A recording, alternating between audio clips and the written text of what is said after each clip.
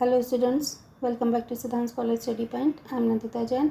इस video lecture में हम कंटिन्यू करेंगे एक और कहानी, बोलने वाली औरत। इस कहानी की लेखिका है ममता कालिया। कहानी स्टार्ट करने से पहले हम इसका पाठ परिचय कर लेते हैं। ये कहानी एक औरत दीपशिखा के इर्द गिर्द घूमती है, जिसको घर में सब शिखा कहते हैं। उसके पति का नाम है कपिल। इन दोनों की लव मैरिज हुई थी।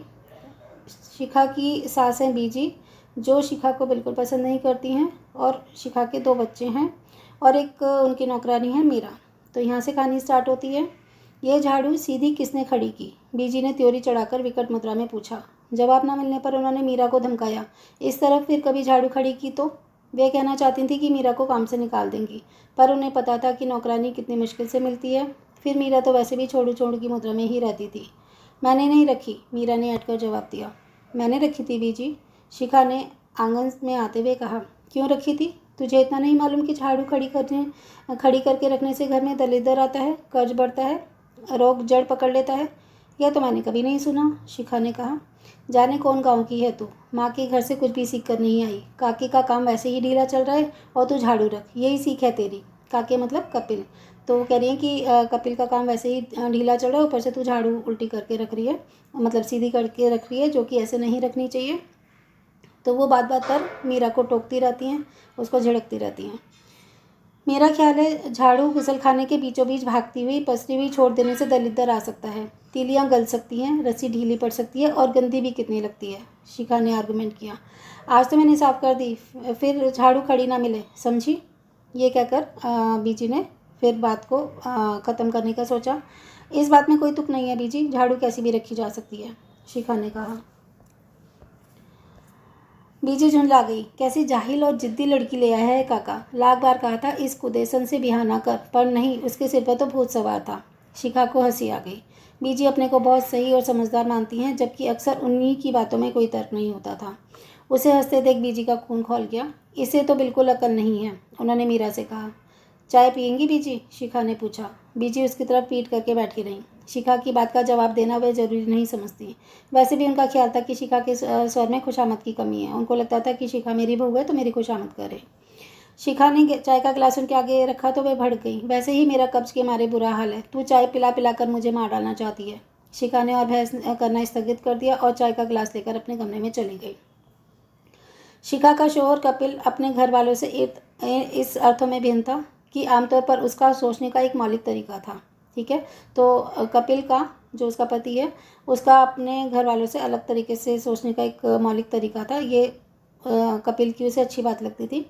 शादी के ख्याल से जब उसने अपने आसपास देखा तो कॉलेज में उसे अपने से 2 साल जूनियर बीएससी में पढ़ती शिखा अच्छी लगी थी। सबसे पहली बात तो यह थी कि वह उन सब औरतों से अलग थी जो उसने अपने परिवार और परिवेश में देखी थी। शिखा का पूरा नाम दीपशिखा था, लेकिन कोई नाम पूछता तो वह महज नाम नहीं बताती। कहती थी मेरे माता पिता को ने मेरा नाम गलत लिखा है, मैं दीपशिखा नहीं अग्निशिखा हूँ। अग्निशिखा की तरह ही वह हमेशा प्रज्वलित रहती। कभी किसी बात पर, कभी किसी सवाल पर उसकी तेजी देखने लायक होती। उसकी वक्तृता से प्रभावित होकर कपिल ने सोचा वह शिखा को पाकर रहेगा। पढ़ाई के साथ साथ वह पिता के व्यवसाय में भी लगा था, इसलिए शादी से पहले नौकरी ढूंढने की उसको कोई ज़रूरत नहीं थी। बिना किसी आडंबर, दहेज या नखरे के सादे समारोह में वे विवाह सूत्र में बंध गए। शिखा उसकी आत्मनिर्भरता, खूबसूरती और स्वतंत्र सोच से प्रभावित हुई थी। तब उसे यह नहीं पता था कि प्रेम और विवाह 2 अलग अलग संसार हैं। एक में भावना और दूसरे में व्यवहार की ज़रूरत होती है। दुनिया भर में विवाहित औरतों का केवल एक स्वरूप होता है, उन्हें सहमति प्रधान जीवन जीना होता है। वे अपने घर की कारा में कैद रहती हैं, यानी कि घर को जेल समझती हैं और उसी में कैद रहती हैं। हर एक की दिनचर्या में अपनी अपनी तरह की समरसता होती है। हर एक के चेहरे पर अपनी अपनी तरह की वो। हर घर का एक ही डर है जिसमें आपको फिट होना ही है। कुछ औरतें इस ऊपर श्रृंगार का मुलम्मा चढ़ा लेती हैं, पर उनके श्रृंगार में भी एक रास्ता होती है। ठीक है, तो कभी कभी औरतें इस डेली रूटीन से इतना ऊब जाती हैं कि वो मेकअप करती हैं, तो लेकिन उनका मेकअप भी रूटीन में एक जैसा सही होता है। उसे पता लग जाता है कि ये कैसे बन के रहेगी, कैसे वो मेकअप करने वाली है। जैसे शिखा अंदाज लगाती सामने वाले घर की नीता ने आज कौन सी साड़ी पहनी होगी, और उसका अंदाज प्राय ठीक निकलता। यही हाल लिपस्टिक के रंग और बालों के स्टाइल का भी था। दुख की बात यह थी कि अधिकांश औरतों को इस ऊब और कैद की कोई चेतना थी ही नहीं। वे रोज़ सुबह 9:30 बजे सासों, नौकरों, नौकरानियों, बच्चों, माली और कुत्तों के संग घरों में छोड़ दी जाती, अपना दिन तमाम करने के लिए। वहीं लंच पर पति का इंतज़ार, टीवी पर बेमतलब कार्यक्रमों को देखना और घर भर के नाश्ता खाना, नखरों की नोक पलक संवारना, चिकनी महिला पत्रकारों के पन्ने पलटना, दोपहर को सोना, सजे हुए घर को कुछ और सजाना, सास की जी हुजूरी करना और अंत में रात को एक जड़ नींद में लुढ़क जाना। ठीक है, तो इतना बोरिंग सा ये जो ऊपर प्रोग्राम सारा बताया गया, तो ये कि नॉर्मली लेडीज़ का यही काम होता है और एंड में पूरे दिन इतना सब करने के बाद वो रात को थक कर नींद में लुढ़क जाती है। कपिल के घर आते ही बीजी ने उसके सामने शिकायत दर्ज की। तेरी बीवी तो अपने को बड़ी चतुर समझती है, अपने आगे किसी की चलने ही नहीं देती, खड़ी खड़ी जवाब टिकाती है। कपिल को गुस्सा आया। शिखा को एक अच्छी पत्नी की तरह चुप रहना चाहिए, खासतौर से माँ के आगे। इसने घर को कॉलेज का डिबेटिंग मंच समझ रखा है क्या, और माँ को प्रतिपक्ष का वक्ता। उसने कहा, मैं उसे समझा दूंगा, आगे से बहस नहीं करेगी। उल्टी खोपड़ी की है बिल्कुल, वह समझ ही नहीं सकती। माँ ने मुँह बिचकाया। उसने कमरे में शिखा से कहा, तुम माँ से क्यों लिस्ती रहती हो दिन भर? इस बात का विलोम भी उतना ही सच है। शिखा ने कहा कि तुमने, जैसे कपिल ने जाते से सवाल किया कि तुमने माँ से ऐसा क्यों किया, तो उसने कहा इसका उल्टा भी उतना ही सच है कि हो सकता है कि माँ ने ही मुझसे झगड़ा किया हो। हम विलोम अनुलोम में बात नहीं कर रहे हैं, एक संबंध है जिसकी इज्जत तुम्हें करनी होगी। गलत बातों की भी? शिखा ने पूछा। माँ की कोई भी बात गलत नहीं होती, कपिल ने कहा। फिर भी इंसान परफेक्ट नहीं हो सकता, शिखा बोली। कपिल तैश में आ गया। तुमने माँ को इनपरफेक्ट कहा, तुम्हें शर्म आनी चाहिए, तुम हमेशा ज़्यादा बोल जाती हो, ऊपर से गलत भी, कपिल ने कहा। तुम मेरी आवाज़ बंद कर देना चाहते हो? शिखा ने पूछा। मैं एक शांत और सुरुचिपूर्ण जीवन जीना चाहता हूँ, कपिल बोला। शिखा अंदर तक जल गई उस उत्तर से, क्योंकि यह उत्तर 1000 नए प्रश्नों को जन्म दे रहा था। उसने प्रश्नों को होठों के क्लिप से दबाया और सोचा, अब वह बिल्कुल नहीं बोलेगी, यहाँ तक कि ये सब उसकी आवाज़ को तरस जाएंगे। क्योंकि जब गुस्सा आया उसे लगा कि कपिल तो बेमतलब मुझे डांट रहा है, तो उसने कहा कि ठीक है। तो उसने अपने होठों को दबा लिया और कहती है, अब नहीं बोलेगी, यहाँ तक कि इतना भी नहीं बोलूँगी कि वो मेरी आवाज़ को तरस जाएंगे, तब उन्हें पता चलेगा।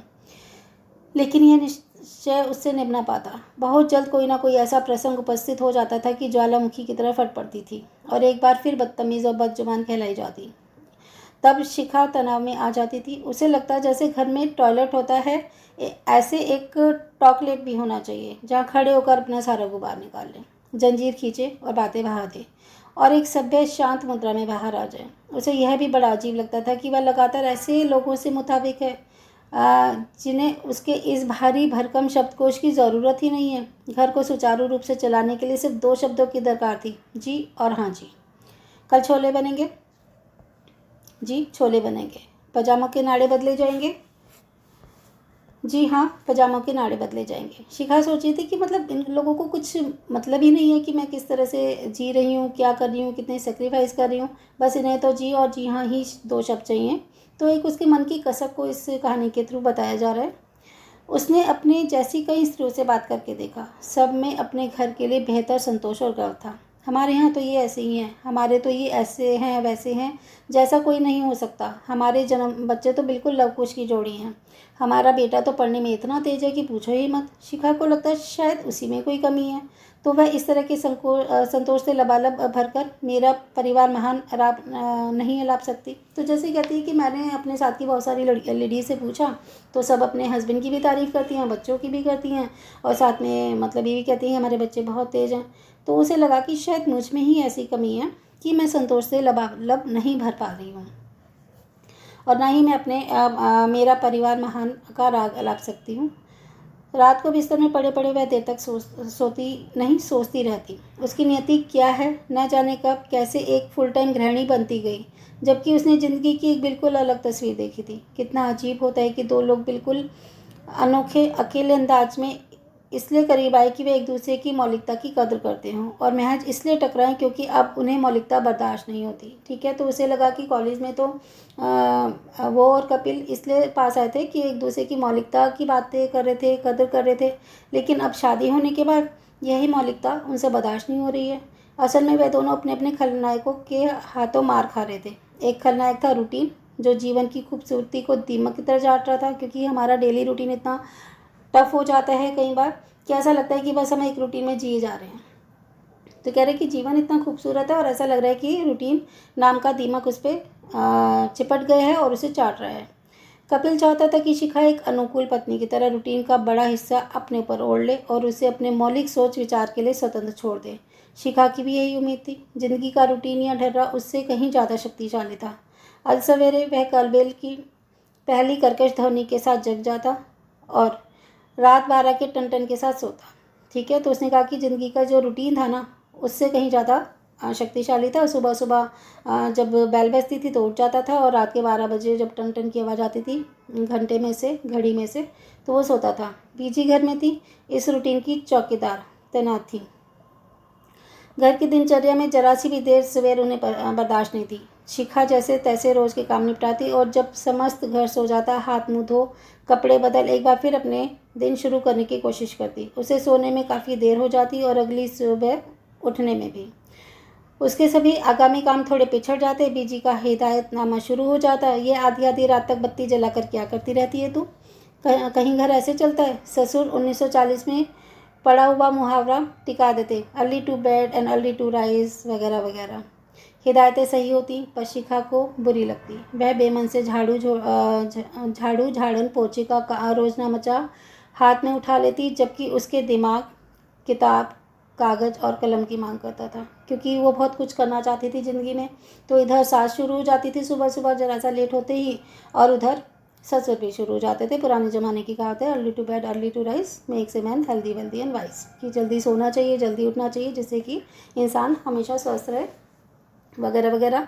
लेकिन वो सब उसे अच्छा नहीं लगता था कि सुबह सुबह झाड़ू और ये सब पोछा उसे करना पड़ता है, जबकि वो चाहती थी कि मेरे को कागज़ मिले, किताब मिले, कलम मिले। कभी कभी छुट्टी के लिए कपिल घर के कामों में उसकी मदद करता था। छुट्टी के दिन कपिल उसके कामों में मदद किया करता था, तो बीजी उसे टोक देती, ये औरतों वाले काम करता अच्छा लगता है तू तो बिल्कुल जोरू का गुलाम हो गया है। जैसे आम घरों में होता है कि अगर हस्बैंड जरा सा भी वाइफ का साथ दे तो सास को अच्छा नहीं लगता।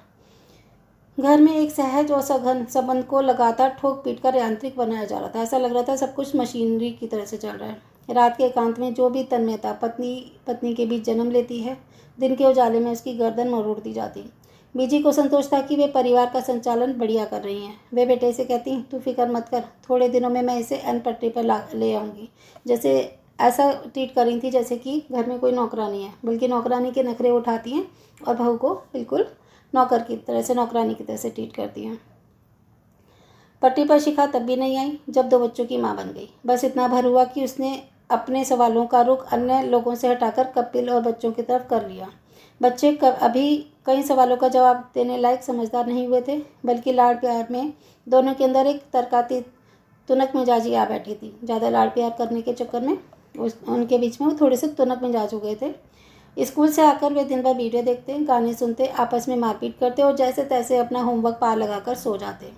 कपिल अपने व्यवसाय से बचा हुआ समय अखबारों, पत्रिकाओं और दोस्तों में बिताता।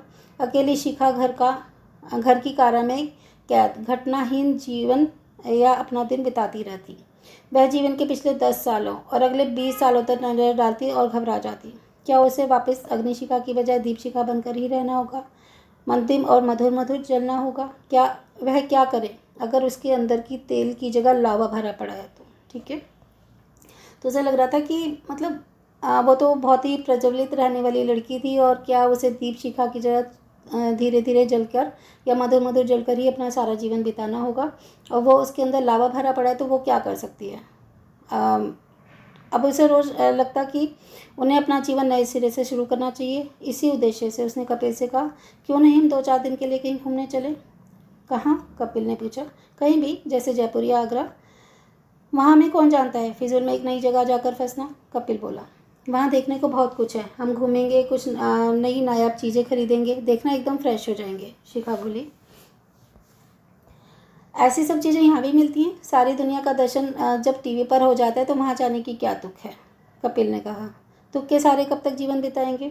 शिखा बोली, बच्चों ने इस बात का मजाक बना लिया। कल को तुम कहोगी अंडमान चलो घूमेंगे, तो इसका मतलब हम कहीं नहीं जाएंगे, यहीं पड़े पड़े एक दिन दरख्त बन जाएंगे। शिखा बोली, तुम अपने दिमाग का इलाज करो, मुझे लगता है तुम्हारे हार्मोन बदल रहे हैं। मुझे लगता है तुम्हारे भी हार्मोन बदल रहे हैं, शिखा ने कहा। तुम्हारे अंदर बराबरी का बोलना एक रोग बनता जा रहा है। इन उल जलूल बातों से क्या रखा है, इन उल जलूल बातों में क्या रखा है, कपिल बोला। शिखा याद करती कि वे प्यार के दिन जब उसकी कोई बात बेतुकी नहीं लगती थी उसे। एक इंसान को प्रेमी की तरह जानना और पति की तरह पाना कितना अलग है। जिसने निराला समझा था वही कितना औसत निकला। वह नहीं चाहता जीवन के ढर्रे में कोई नयापन या प्रयोग। उसे एक परंपरा चाहिए थी जी हुजूरी की। उसे एक गांधारी चाहिए जो जानबूझकर न सिर्फ अंधी बनी रहे बल्कि गूंगी और बहरी भी बनी रहे। बच्चों ने बात दादी तक पहुंचा दी। बीजी एकदम भड़क उठी। अपना काम धंधा छोड़कर काका जयपुर जाएगा? क्यों? बीवी को सैर कराने? हम थे, कभी घर से बाहर कदम ही नहीं रखा, बीजी ने कहा। और आप अब तो तीर्थ के बहाने घूमने जाती हैं वह? शिखा से रहा नहीं गया। तीर्थ को तू घूमना कहती है? इतनी खराब जुबान पाई है तूने। कैसे गुजारा होगा तेरी गृहस्थी का? बीजी बोली। काश गोदरेज कंपनी का कोई ताला होता मुंह पर लगाने वाला, तो ये सब लोग मेरे मुंह पर जड़कर उसकी चाबी सेफ में डाल देते, शिखा ने कहा। सच, ऐसे कब तक चलेगा जीवन? उसे लग रहा था कि उसका जीवन तो बिल्कुल अंधकार में होता जा रहा है। इसमें कुछ भी नयापन नहीं है। और अपने पति से घूमने के लिए कहा, उसके ऊपर भी बीजी से उसे डांट खानी पड़ी। बच्चे शहजादों की तरह बर्ताव करते। नाश्ता करने के बाद झूठी प्लेटें कमरे में ही पड़ी रहती मेज पर। शिखा चिल्लाती, यहाँ कोई रूम सर्विस नहीं चल रही है, जाओ अपने झूठे बर्तन रसोई में रख कर आओ। नहीं रखेंगे। क्या कर लोगी? बड़ा बेटा हिमाकत से कहता, क्योंकि बीजी के लाड़ प्यार ने उसे बहुत बिगाड़ दिया था। वो अपनी माँ से भी बदतमीजी कर रहा था। न चाहते हुए भी शिखा मार बैठती उसे। एक दिन बेटे ने लपक कर उसे मार दिया। हल्के हाथों से नहीं, भरपूर घूसा मारा था उसके मुंह पर। होठ के अंदर एक तरफ का मांस बिल्कुल चीथड़ा हो गया था। शिखा सन रह गई। न केवल उसके शब्द बंद हो गए, जबड़ा भी जाम हो गया। बर्तन बेटे ने फिर भी नहीं उठाए। वह दोपहर तक पड़े रहे। घर भर में किसी ने बेटे को गलत नहीं कहा। बीजी एक दशक की तरह वारदात देखती रही। उन्होंने कहा, हमेशा गलत बात बोलती है तू, इसी से दूसरे का खून खोलता है। शुरू में जैसे तूने ट्रेनिंग दी है ये वैसा बना है। ये तो बचपन में सिखाने वाली बातें हैं। फिर तू बर्तन उठा के रख देते तो तेरा क्या घिस जाता? उल्टा बीजू ने ही उसे डांट दिया। उन्हीं के शब्द शिखा के मुंह से निकल गए। अगर यह रख देता तो इसका क्या घिस जाता? बदतमीज़ कहीं की, बड़ों से बात करने की अकल नहीं है, बीजी ने कहा। सत्सु ने सारी घटना सुनकर फिर 1940 का एक मुहावरा टिका दिया। As you sow shall you reap, कि जैसा तुम बोओगे वैसा ही काटोगे। कपिल ने कहा, पहले सिर्फ मुझे सताती थी, अब बच्चों को भी शिकार बना रही हो। शिकार तो मैं हूँ, तुम सब सिखा रही हो, शिखा कहना चाहती थी, पर जबड़ा एकदम जाम था। होठ अब तक सूज गया था। शिखा ने पाया परिवार की शर्तों पर रहते रहते न वह सिर्फ अपनी शक्ल खो बैठी है, वरन अभिव्यक्ति भी। उसे लगा वह ठूंस ले अपने मुंह में कपड़ा या सी ले इसे लोहे के तार से। उसके शरीर में कोई आवाज़ ना निकले, बस उसके हाथ पर परिवार के काम आते रहें। ना निकले इस वक्त मुंह से बोल, लेकिन शब्द उसके अंदर खलबलाते रहेंगे। घर के लोग उसके समस्त रंध्र बंद कर दे तो फिर भी ये अंदर पड़े रहेंगे, खोलते और खदकते। जब मृत्यु के बाद उसकी चीड़फाड़ होगी तो ये शब्द निकल के भागेंगे शरीर से और हस्तक्षेप से जिंदगी की जीती जागती इबादत बन जाएंगे। उसने कहा कि अभी मैं कुछ बोल नहीं पा रही हूँ क्योंकि उसका मुंह तो उसके बेटे ने थप्पड़ मार के बंद कर दिया था। बिल्कुल उसका होठ सूज गया था, उसके मुंह से शब्द नहीं निकल रहे थे, लेकिन अंदर जो शब्द थे ना वो खोल रहे थे, खदक रहे थे। और वो कह रही थी कि जब मृत्यु हो जाएगी ना उसकी, तो जैसे चीड़ फाड़ के उसके जो शब्द होंगे ना ये शरीर से निकलेंगे और हस्तक्षेप की जीती जागती इबादत बन जाएंगे। उसके फेफड़ों से, गले की नली से, अंतड़ियों से चिपके हुए ये शब्द बाहर आकर तीखे, नुकीले, कटीले, जहरीले, असमिति से अग्रलेख बनकर छा जाएंगे। उसे लगा कि जैसे जैसे होता है ना चीड़ फाड़ के, मान लो कि भाई किसी का पोस्टमार्टम किया जाता है, तो ये था कि अगर जैसे उसके शरीर को चीरा जाएगा तो शब्द भागेंगे, इधर उधर भागेंगे, कहीं कुछ गले से निकलेंगे, कुछ फेफड़ों से, कुछ अंतड़ियों से, ये सब आएंगे और ये तीखे, नुकीले, कटीले, जहरीले, असमिति के अग्रलेख बनकर सारे में छा जाएंगे घर भर पर। अगर वह इन्हें लिख दे तो एक बहुत तेज एसिड का आविष्कार हो जाएगा, क्योंकि इतना जहरीले हैं ये, क्योंकि उसके अंदर इतना जहर भर चुका है इन सब चीज़ों को देखकर, कि अगर वह इन्हें लिख देना तो एक बहुत तेज एसिड का आविष्कार हो जाएगा। फिलहाल उसका मुंह सूजा हुआ है, पर मुंह बंद रखना चुप रहने की शर्त नहीं है। ये शब्द लड़ाई लड़ते ही रहेंगे। तो बहुत ही अच्छी कहानी थी। एक औरत के अंतर्द्वंद की कहानी थी कि किस तरह से एक हंसती खेलती लड़की जिम्मेदारियों को संभालते हुए एक नौकरानी बन के रह गई। उधर उसकी सास भी उसे डांटती है, पति भी डांटता है, और यहाँ तक कि बच्चे भी। अपने खुद के बेटे ने उसका मुंह तोड़ दिया एक घूसा मारकर, जो कि बहुत ही गलत बात है। तो ये कहानी आज यहीं ख़त्म होती है। अगली कहानी में फिर मिलेंगे। Thanks for watching.